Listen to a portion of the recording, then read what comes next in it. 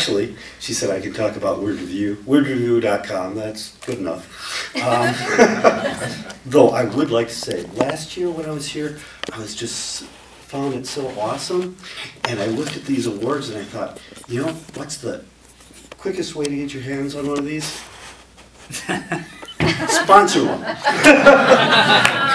So, the winner of the Best Sci Fi Feature Film goes to the guy who I was sitting next to while watching it, who kept elbowing me. Found in Time.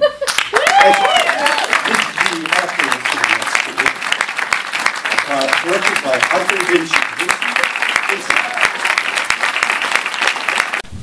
Here we are at Shriekfest in Hollywood, California, and I have Arthur Vincie, the winner of the Best Sci-Fi Feature Award.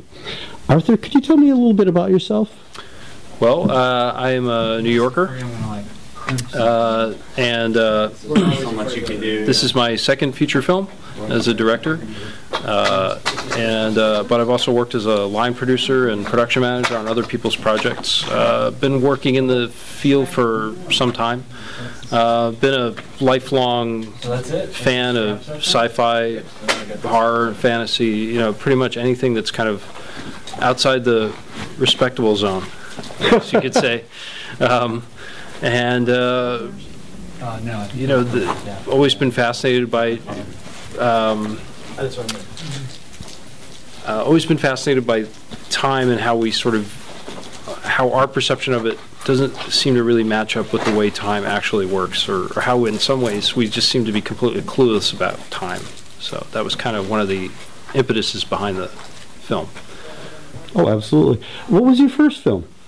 First film was called Caleb's Door, and that was a kind of hybrid of horror and drama.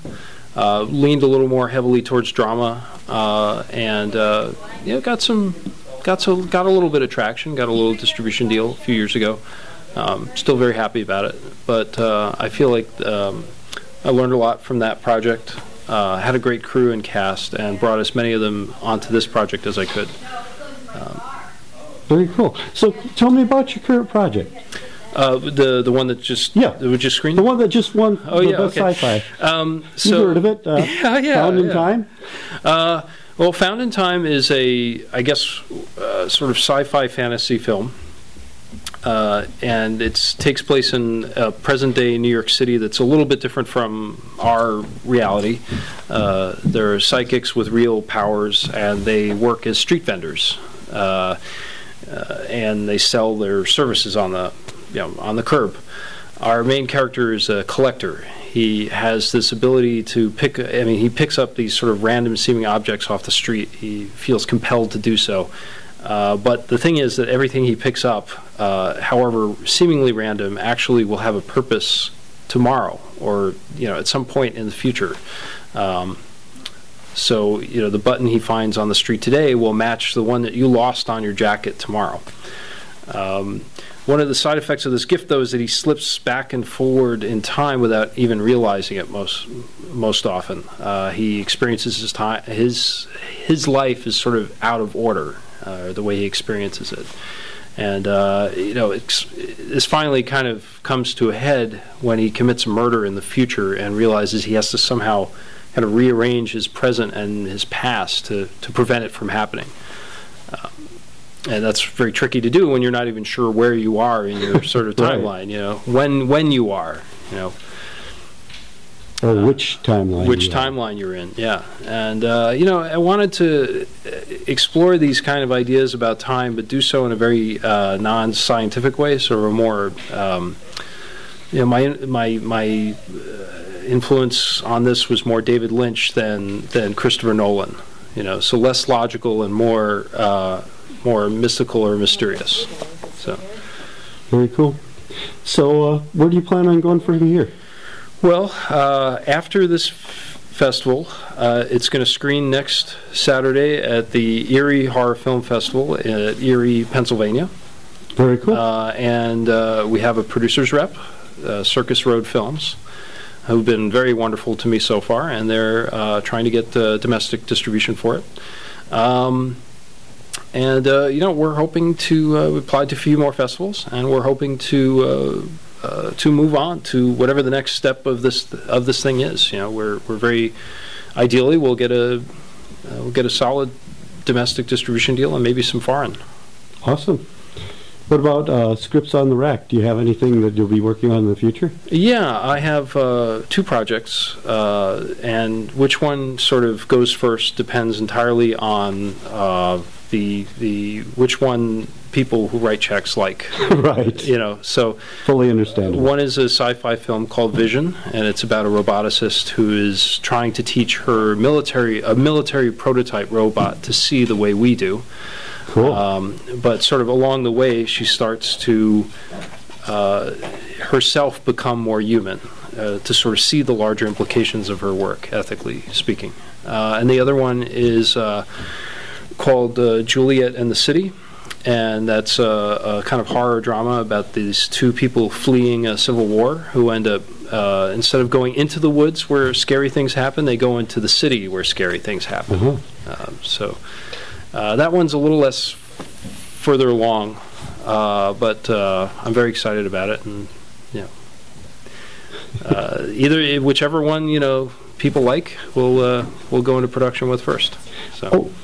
Speaking of financing and production, how did you finance Found in Time? Well, I was very lucky. I had a number of really generous folks who I've known for a long time who came aboard, and also a bunch of people who crowdfunded. I was able to go through Indiegogo.com for some funds. I was wondering which you used. I also did a lot of sort of in-kind stuff through working as a line producer and production manager. I'd sort of accumulated a bunch of favors, so I basically broke open the favor bank and got a lot of people to work for much lower than their market rates for me.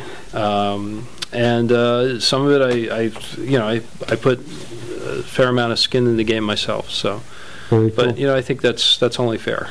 You got to take the especially when you're starting out, you got to take the risk to get the glory. Absolutely. And I've kicked in a few bucks here and there on Indiegogo and Kickstarter, so feel free to give a shout out and a thanks to your Indiegogo crowd. Well, the folks who sort of made it up to the associate producer level, I'd like to shout out to Gavin A.P. Morrigan, Martha and Richard Knockamson, who are both also close friends of mine for a long time. Marilyn Horowitz, who we used to work together and were married at one point.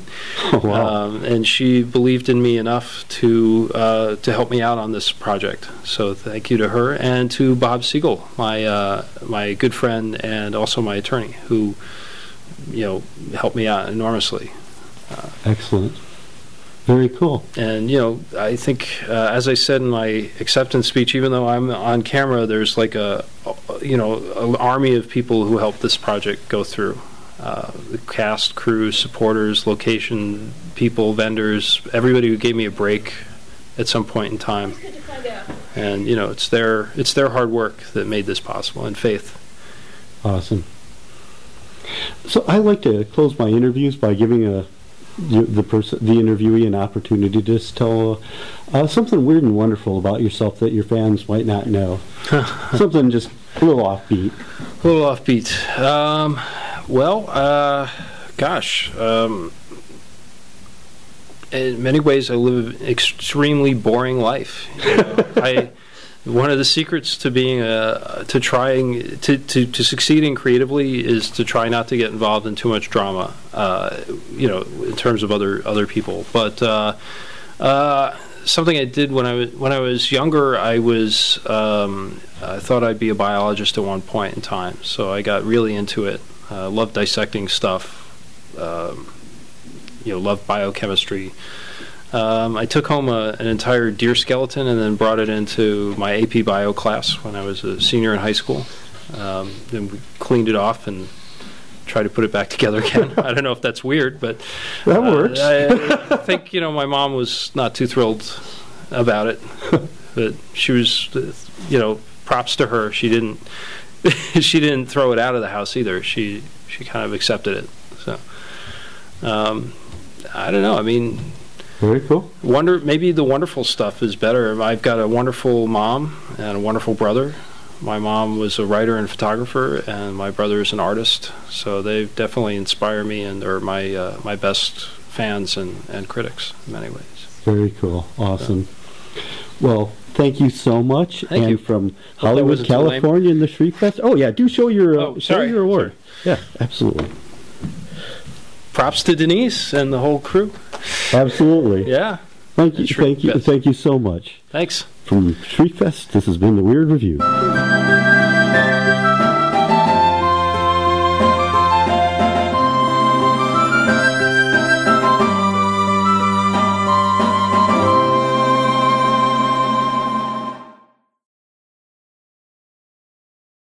Weird.